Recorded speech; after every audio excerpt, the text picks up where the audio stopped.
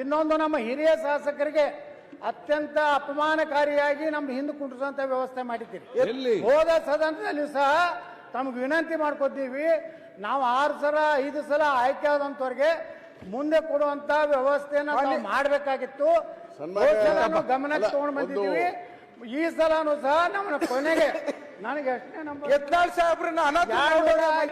ನಮಗೆ ಇನ್ನೊಮ್ಮೆ ನಮ್ಮ ಸೀಟುಗಳ ಬಗ್ಗೆ ಪುನರ್ ಪರಿಶೀಲನೆ ಮಾಡಿ ನಾಳೆ ಒಳಗಾಗಿ ತಾವು ವಿಧಾನಸಭಾ ಅಧ್ಯಕ್ಷರಾಗಿ ಒಂದು ಒಳ್ಳೆಯ ನಿರ್ಣಯ ತಗೋಬೇಕಂತೇಳಿ ನಾವು ಅತ್ಯಂತ ಕಳಕಳಿಯಿಂದ ತಮ್ಮಲ್ಲಿ ಪ್ರಾರ್ಥನೆ ಮಾಡ್ತೇವೆ.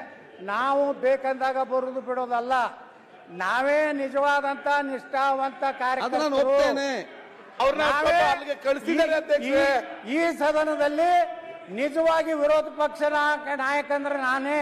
ಆಯ್ತು, ನಾ ಅಡ್ಜಸ್ಟ್ಮೆಂಟ್ ಕೇಳಿ ಅಲ್ಲ, ನಾ ಯಾರು ನೋಡ ಹೊಂದಾಣಿಕೆ ಮಾಡ್ಕೊಂಡೆಲ್ಲ, ನಾ ಮುಖ್ಯಮಂತ್ರಿಗಳ ಕಚೇರಿಗೆ ಹೋಗಿಲ್ಲ, ಯಾವ ಮಂತ್ರಿಗಳ ಬಳಿ ದಯಾಪರನಾಗಿ ಕೇಳ್ಕೊಂಡಿಲ್ಲ.